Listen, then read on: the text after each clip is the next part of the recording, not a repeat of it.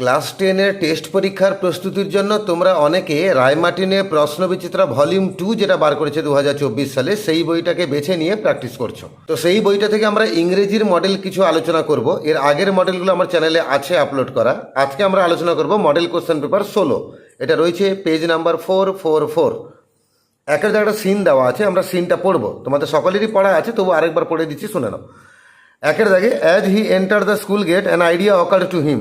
যেই সে স্কুলের গেটে পৌঁছালো একটা আইডিয়া তার মাথায় এলো। He would deliver the letter to the headmaster at the end of the day. সে চিঠিখানা তার হেডমাস্টারকে দেবে দিনের শেষে। There was a chance Samuel might do something during the course of the day to justify the letter. এতে লাভ কী হবে?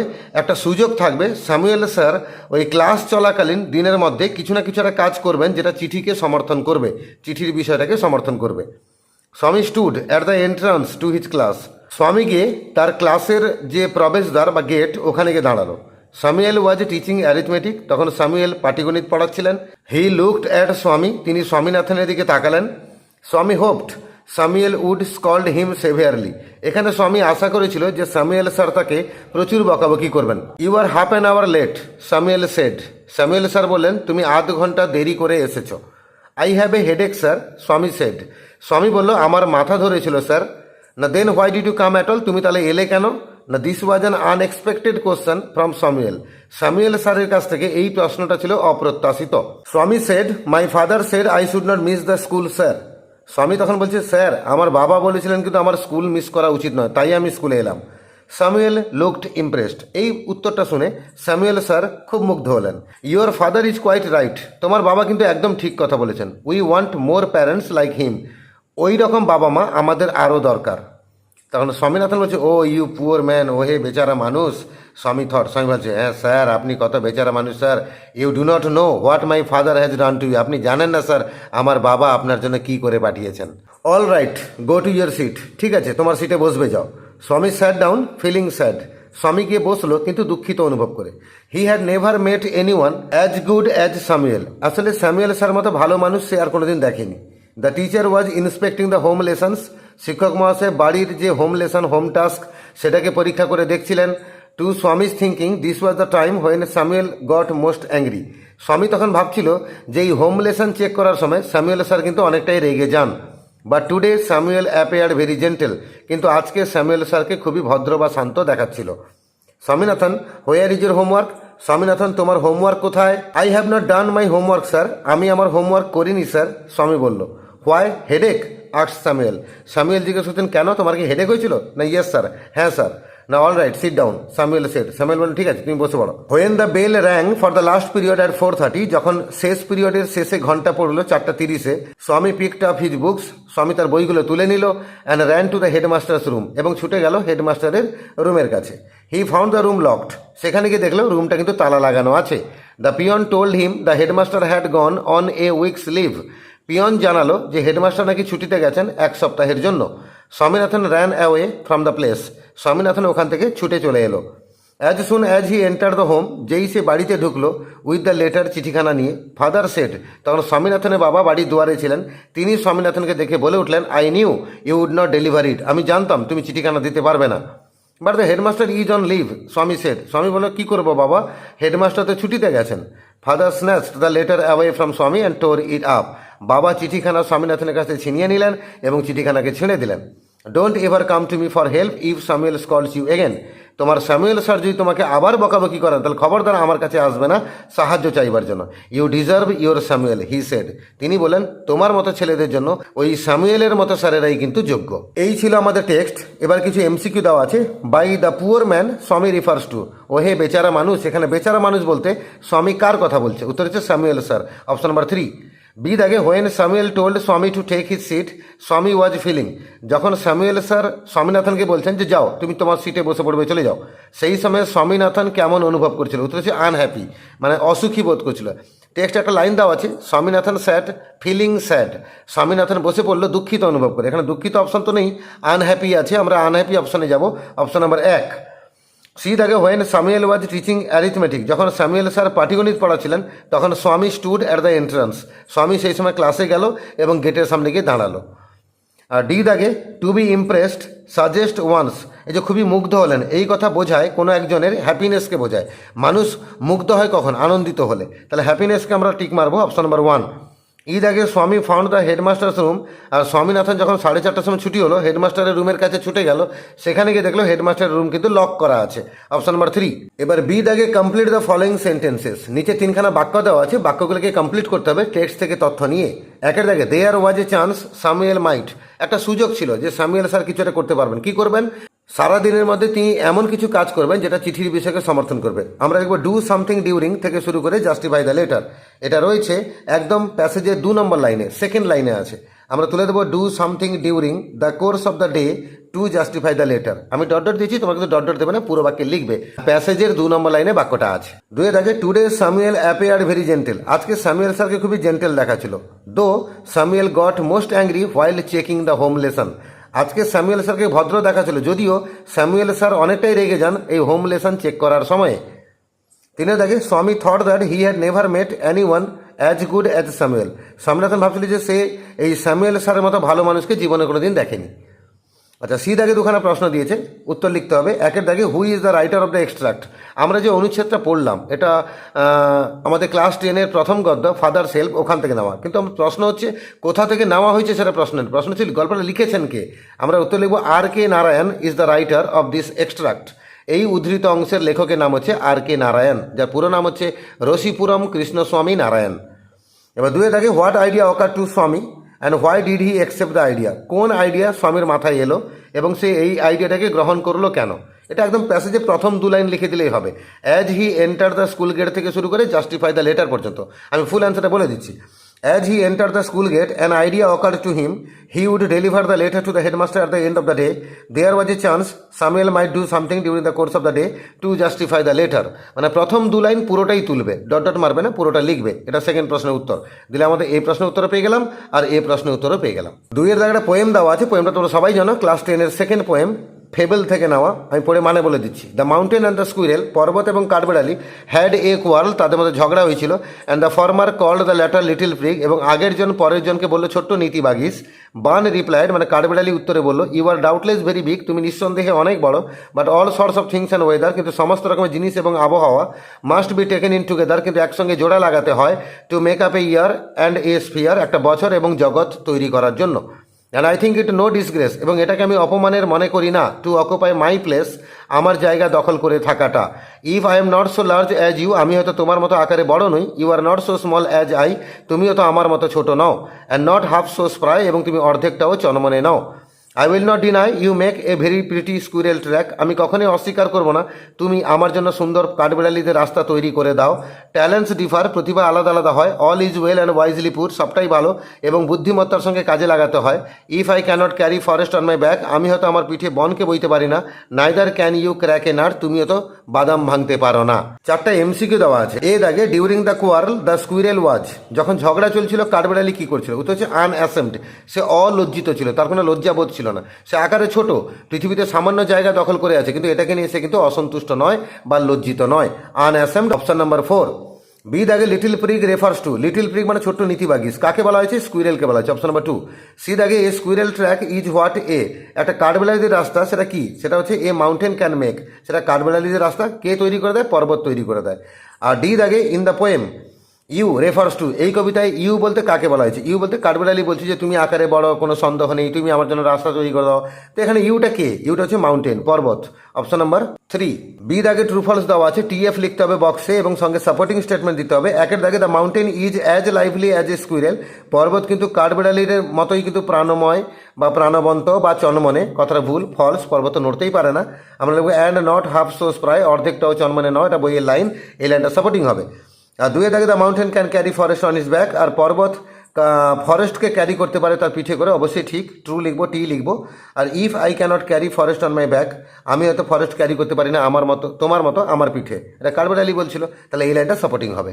একটা আনসিন দেওয়া আছে, খুব সুন্দর আনসিন, এটা রিপোর্টের আকারে লেখা আছে, কলকাতা থেকে লেখা আছে, সেপ্টেম্বর মাসের 4 তারিখে লেখা হয়েছে। A section of a bridge in a busy area of posh south Kolkata came crashing down this afternoon. একটা ব্রিজ দক্ষিণ কলকাতার খুবই উন্নত এবং ব্যস্ততম এলাকায় ওই ব্রিজের একটা একাংশ আজকে বিকেলবেলা ধসে পড়লো, মানে ভেঙে পড়লো, triggering shock across the city, এবং আতঙ্ক ছড়িয়ে পড়লো গোটা শহরে, মানে কলকাতা মহানগরে।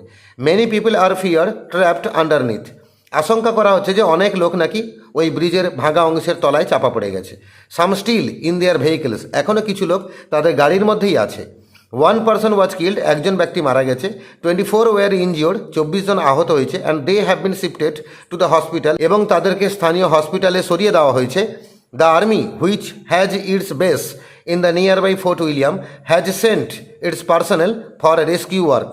এবার একটা সেনাবাহিনীদের দল ওই ফোর্ট উইলিয়ামে তাদের ক্যাম্প করে তৈরি করে রেখেছিল, তাই ফোর্ট উইলিয়াম কর্তৃপক্ষ ওই সেনাবাহিনীকে পাঠিয়েছে কী জন্য? উদ্ধার কার্যের জন্য। দ্য 40-year-old ব্রিজ, 40 বছর বয়সী এই ব্রিজটা, build by the port trust, যাকে তৈরি করেছিল port trust, stood over some rail tracks in Alipore. আলিপুরে কয়েকটা রেল লাইনের উপরে কিন্তু এই ব্রিজটা অবস্থিত। One of the very old areas of the city. এই আলিপুর এলাকাটা হচ্ছে শহরের একটা অন্যতম প্রাচীন এলাকা। The area is surrounded by half constructed buildings. আর এই এলাকাতে ভর্তি অর্ধ নির্মিত বিল্ডিংগুলো, স্ক্যাফোল্ডিং অ্যান্ড পিলার্স, তাতে বেশ কিছু ওই পাইপ দিয়ে তৈরি যে পরিকাঠামোগুলো সেগুলো রয়েছে, স্ক্যাফোল্ডিং বলে। আর তার সঙ্গে পিলার মানে খুঁটি স্তম্ভ তোমরা জানো, সেগুলো রয়েছে। Eyewitnesses said around 4:45 PM। প্রত্যক্ষদর্শীরা বললো যে প্রায় 4:45 নাগাদ এই huge segment of the bridge came crashing down. ব্রিজের একটা বিশাল অংশ হুড়ুমুড়ু করে নিচে ধসে পড়লো বা ভেঙে পড়লো। Pictures from the area showed the collapsed section resting on the road. আর ছবিতে দেখা যাচ্ছে ওই ব্রিজের ভাঙা অংশ রাস্তার উপরে শুয়ে আছে। অ্যাটলিস্ট 9 ভেহিকেলস, মানে অন্তত 9টা গাড়ি, ইনক্লুডিং এ মিনি বাস, যার মধ্যে একটা মিনি বাস রয়েছে, অ্যান্ড সেভারেল 2 হুইলার্স, এবং বেশ কয়েকটা 2 চাকার বাইক রয়েছে, স্টিল অন ইট, এখনও সে ভাঙা ব্রিজের উপরে রয়েছে। The rail Vikas Nigam limited which is executing the construction of the Joka BBD Bagh metro corridor in the vicinity of the Mazerhat bridge that had collapsed denied any relationship of metro construction with the incident. Rail Vikas Nigam Limited, যাকে সংক্ষেপে RVNL বলা হয়, তারা কিন্তু actually একটা metro rail তৈরি করছে জোকা বিবিডিবাগ এই রুটে। আর এই মেট্রো রেলের যে তৈরি কাজটা চলছে সেটা ওই একটা নিকট দূরত্বে বা চৌহদ্দির মধ্যে রয়েছে মাঝেরহাট ব্রিজ থেকে। যে মাঝেরহাট ব্রিজটা ভেঙে গেল, এতক্ষণ তোমরা জানতে পারলে ব্রিজটার নামটা কি, মাঝেরহাট ব্রিজ। সেখানে চৌহদ্দির মধ্যে সে রেল লাইন তৈরি হচ্ছে, মেট্রো রেল তৈরি হচ্ছে। তো সেই রেল বিকাশ নিগম লিমিটেড তারা কিন্তু অস্বীকার করলো যে অ্যাকচুয়ালি আমাদের মেট্রো কনস্ট্রাকশনের সঙ্গে এই ইনসিডেন্টের কোনো সম্পর্ক নেই। An eyewitness said the bridge collapsed on the canal flowing under it preventing a major tragedy. একজন প্রত্যক্ষদর্শী বলল এই ব্রিজটা যে অংশটা ভেঙে পড়লো সেটা কিন্তু তার নিচে একটা খাল ছিল, তাহলে ভাঙা অংশটা গিয়ে পড়েছে কার উপরে? খালের উপরে। তাতে কিন্তু বড় ধরনের ট্র্যাজেডি ঘটেনি বা বড় ধরনের কিন্তু দুর্ঘটনা ঘটেনি। Had it collapsed on the railway tracks, a major accident could have been occurred if a train arrived at that time. আর যদি ওই ভাঙা অংশটা ক্যানেলের উপর না পড়ে যদি রেল লাইনের উপরে পড়তো আর সেই সময় যদি কোনো ট্রেন আসতো তাহলে কিন্তু মারাত্মক দুর্ঘটনা ঘটতে পারতো, হি সেড, তিনি বললেন। Shortly after the collapse personnel from the fire brigade and police reached the spot. এই ঘটনার কিছুক্ষণ পরেই দমকল বাহিনীর কর্মীরা এবং পুলিশ তারা ঘটনাস্থলে পৌঁছলো। Locals too chipped in with the rescue work underway. আর স্থানীয় লোকেরাও চটপট তারা লেগে পড়লো উদ্ধার কার্যে। Cranes, iron cutters, drills were brought in to remove the debris. আর এই ভাঙা চাঁইগুলোকে সরানোর জন্য ক্রেন, লোহা কাটার যন্ত্র, ড্রিল মেশিন, এগুলো সব এনে কাজে লাগানো হয়েছিল। এ mini bus, 4 cars and a few motorbikes damaged by the accident lay at the site as rescue workers tried to pull out the injured from the vehicles. দুর্ঘটনাস্থলে পাওয়া গেছে একটা মিনি বাসকে পাওয়া গেছে, 4টে গাড়ি পাওয়া গেছে, বেশ কয়েকটা মোটর বাইক পাওয়া গেছে। এরা সবাই এই দুর্ঘটনাতে ক্ষতিগ্রস্ত হয়েছে এবং যারা উদ্ধারকারীর দল তারা কিন্তু ওই গাড়ির ভেতর থেকে আহত লোকগুলোকে বার করার চেষ্টা করছেন। The rescue operation was continuing amid the intermediate rain. আর এরই মাঝখানে একটু হালকা 2-1 পশলা বৃষ্টি হয়েছে, বৃষ্টির মধ্যেও কিন্তু রেস্কিউ অপারেশন বন্ধ হয়নি, উদ্ধার কার্য কিন্তু কন্টিনিউ হয়েছে। আমাদের কিছু এমসিকিউ আছে। একের দাগে দ্য ব্রিজ কোলাপসড, ব্রিজটা ভেঙে গেছিল কখন? ইন দ্য আফটারনুন, বিকেলবেলা। আর 2 দাগে the Joka BBD Bagh metro corridor is being constructed by. Joka বিবিডিবাগের মাঝখানে যে মেট্রো করিডর তৈরি করছে এরা করছেটা কে না RVNL, যার পুরো নাম হচ্ছে rail Vikas Nigam limited, RVNL হবে অপশন নাম্বার এ। আর 3-এর দাগে আছে the number of the people feared trapped under the collapsed bridge is. এই ভাঙা ব্রিজের তলায় কতজন লোক চাপা পড়ে মারা গেছে বা কতজন চাপা পড়েছে বলে আশঙ্কা করা হচ্ছে? উত্তর হচ্ছে বিয়ন্ড প্রেডিকশন, যেটা সম্ভাবনা আন্দাজও লাগানো যাবে না। অনেক লোক চাপা পড়েছে বলে আশঙ্কা করা হচ্ছে। উত্তর হচ্ছে option number D, beyond prediction. 4 দাগে দ্য ব্রিজ ফেল অন, ব্রিজটা পড়ে গেছিল কার উপরে? উত্তর হচ্ছে এ ক্যানেল, একটা খালের উপরে, অপশন নাম্বার সি। 5 দাগে the number of the vehicle affected by the collapse is. এই ব্রিজটা ভেঙে পড়ার ফলে কতটা গাড়ি ক্ষতিগ্রস্ত হচ্ছে? উত্তর হচ্ছে 9, অ্যাটলিস্ট 9, অপশন নাম্বার এ। আর ছয়ের দাগে the above extract is a report, যেহেতু জায়গার নাম দিয়েছে তারিখ দিয়েছে, অবশ্যই এটা খবর কাগজের report, news paper report, option number A. এবারে কিছু ট্রু ফলস আছে, টিএফ লিখবো, সঙ্গে সাপোর্টিং স্টেটমেন্ট দেবো। একের দাগে the local people hardly took any initiative in the rescue operation, স্থানীয় লোকেরা এই উদ্ধার কার্যে কোনো রকম, হার্ডলি মানে একদম না আর কি, মানে কোনো রকম তারা কিন্তু পদক্ষেপ গ্রহণ করেননি, ফলস। স্থানীয় লোকেরা এসে কিন্তু হাত লাগিয়েছিল। সাপোর্টিং হবে locals too chipped in with the rescue work underway, লাস্টের দিকে এই লাইনটা রয়েছে, এই লাইনটা সাপোর্টিং স্টেটমেন্ট হবে। আর দুয়ের আগে as reported the casualty is unnumberable, খবরে প্রকাশ যে মৃতের সংখ্যা কিন্তু অসংখ্য, কথাটা ভুল, একজন মাত্র মারা গেছে, 1 person ওয়াজ কিল্ড, এটা সাপোর্টিং স্টেটমেন্ট। তিনের দাগে the bridge was constructed before 3 decades, এই ব্রিজটা তৈরি হয়েছিল 3 দশক আগে, কথাটা ভুল, ফলস। অ্যাকচুয়ালি 40 বছর বয়সী ব্রিজ, পরিষ্কার টেক্সটে বলা আছে the 40-year-old bridge built by the port trust, port trust তৈরি করেছিল এই ব্রিজটা 40 বছর আগে। এবার আমাদের সি একের কোশ্চেন আছে, what did the fort William authorities do, fort William কর্তৃপক্ষ কী করেছিল? আমরা জানি ওই ফোর্ট উইলিয়াম কর্তৃপক্ষের কাছে একটা সেনাবাহিনীদের বেস ক্যাম্প ছিল, আর যখন ঘটনাটা ঘটে তখন ফোর্ট উইলিয়াম কর্তৃপক্ষ ওই সেনাবাহিনীগুলোকে ঘটনাস্থলে পাঠায় উদ্ধার কার্যের জন্য। লাইনটা আমরা লিখবো দ্য আর্মি হুইচ হ্যাজ থেকে শুরু করে রেস্কিউ ওয়ার্ক পর্যন্ত। কোথায় লাইনটা আছে আমি দেখিয়ে দিচ্ছি। এরকম জায়গায় লাইনটা আছে, the army which has its base in the nearby Fort William has sent its personnel for rescue work. এই বাক্যটা পুরো তুলতে হবে একের দাগে উত্তরে। দুইয়ের দাগে what did the I witness apprehend, মানে সে যে প্রত্যক্ষদর্শী একজন ছিল সে কি আশঙ্কা করেছিল বলো দেখি। সে আশঙ্কা করেছিল যে ব্রিজটা ক্যানেলের উপর ভেঙে পড়েছে, ভাগ্য ভালো, বড় ধরনের ঘটনা কিছু ঘটেনি, কিন্তু ভাগ্যিস ব্রিজটা যদি ভেঙে পড়তো কোথায়, রেল লাইনের উপরে, আর সেই সময় যদি কোনো ট্রেন আসতো তাহলে মারাত্মক দুর্ঘটনা ঘটতে পারতো। আমরা অ্যান আই উইটনেস সেড থেকে শুরু করে হি সেড পর্যন্ত লিখবো, এটা লাস্ট প্যারার দিকে আছে, লাইনটা খুঁজে দিচ্ছি।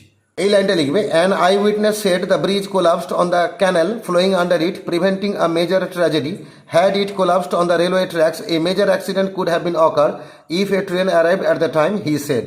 এই পুরো দু লাইন লিখবে, সেকেন্ড প্রশ্নের উত্তর। তিনের দায়ী কোশ্চেন আছে, what were employed two remove the debris, এই ডেব্রিজগুলোকে মানে এই যে ভাঙা চাইগুলোকে, এগুলোকে সরানোর জন্য কী কী কাজে লাগানো হয়েছিল? না ক্রেন লাগানো হয়েছিল, লোহা কাটা যন্ত্র কাজে লাগানো হয়েছিল, ড্রিল মেশিন কাজে লাগানো হয়েছিল, না ক্রেনস, আয়রন কাটার্স থেকে শুরু করে দ্য ডেব্রিজ পর্যন্ত। এই লাইনটা তুলবো, লাইনটা কোথায় আছে আমি খুঁজে দিচ্ছি। Cranes, iron cutters, drills were brought in to remove the debris, এই বাক্যটা তুলবে তোমরা 3 নম্বর প্রশ্নের উত্তরে। আর চারের দাগে একটা কোশ্চেন আছে, how did the RVNL defend themselves, RVNL মানে রেল বিকাশ নিগম লিমিটেড, তারা নিজেদেরকে বাঁচালো কি বলে?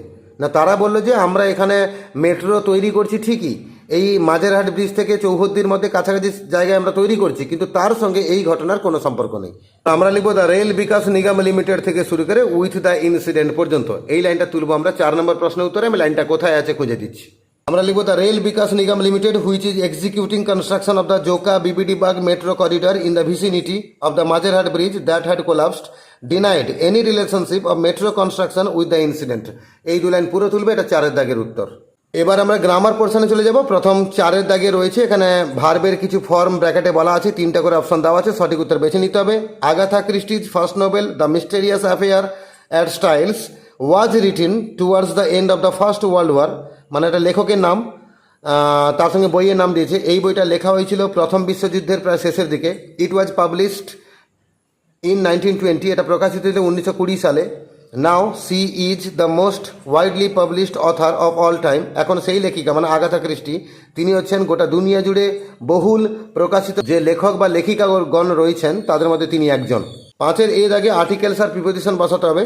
মাই neighbourhood is a very interesting place, আমার প্রতিবেশী যে জায়গাটা খুবই আকর্ষণীয় জায়গা। My house is located in an area, আমার বাড়িটা এমন একটা এলাকায় অবস্থিত which has many stores and offices, যে এলাকায় অনেক দোকানপাট আছে এবং অনেক অফিস আছে।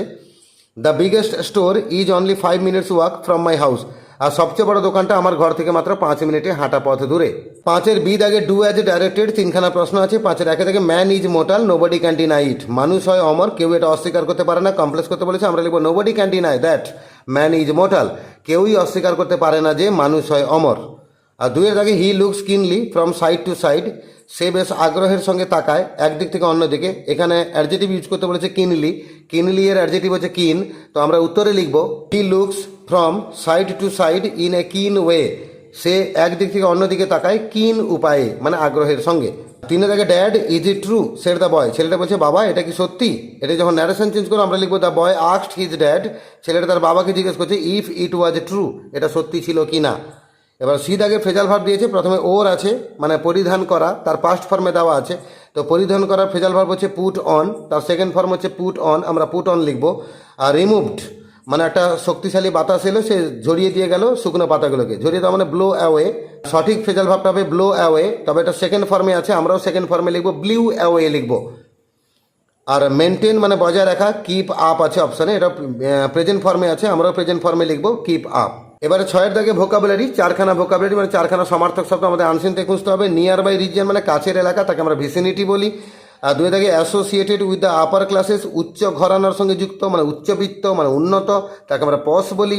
আর 3 দাগে stopping and starting at intervals মানে অ্যাকচুয়ালি বন্ধ হয়ে যাওয়া আর শুরু হওয়ার মধ্যবর্তী সময়, এই মাঝখানে টাইমটাকে বলে ইন্টারমিটেন্ট বলা হয়। আর 4 দাগে a temporary modular system of tubes forming a framework, pipe টাইপকে কাজে লেগে ফ্রেমের যে গঠনগুলো তৈরি করা তাকে কি বলে, উত্তর হচ্ছে স্ক্যাফোল্ডিং। এইভাবে মডেল কোশ্চেন পেপার 16 থেকে আমরা পুরো পেজটাই আলোচনা করলাম, সিন আনসিন গ্রামার। এরকম আলোচনাগুলো কয়েকটা মডেল রেডি করতে পারলে তোমাদের কনফিডেন্স লেভেলটা অনেকটা বাড়বে। টেস্ট পরীক্ষা বলো, ফাইনাল পরীক্ষা বলো, তোমরা কিন্তু অনায়াসে এই প্রশ্নগুলো সামনা করতে পারবে। হয়তো আনসিন লাগবে না, কিন্তু এই টাইপের তো থাকবে। আর এরকম প্র্যাকটিস করলে তোমাদের মনোবলটা অনেকটা বাড়বে। তো এটা ছিল 16 নম্বর মডেল, কিন্তু এর আগের মডেলগুলো আমার চ্যানেলে আপলোড করা আছে, তোমরা আমার চ্যানেলে ভিজিট করো, সেখানে ভিডিওকে ক্লিক করো বা প্লেলিস্টকে ক্লিক করো, যে ক্লাস 10-এর ভিডিওগুলো বার করো, তোমাদের দরকারের সমস্ত ভিডিও পেয়ে যাবে। আর যারা আমার চ্যানেলে নতুন আছো, এখনও চ্যানেলটাকে সাবস্ক্রাইব করোনি, সাবস্ক্রাইব করে রাখো, তোমাদের সব ভিডিও তোমরা এই চ্যানেলে পেতে থাকবে রেগুলার সময়ে, বিশেষ করে এই কোশ্চেন ব্যাংকের ভিডিওগুলো।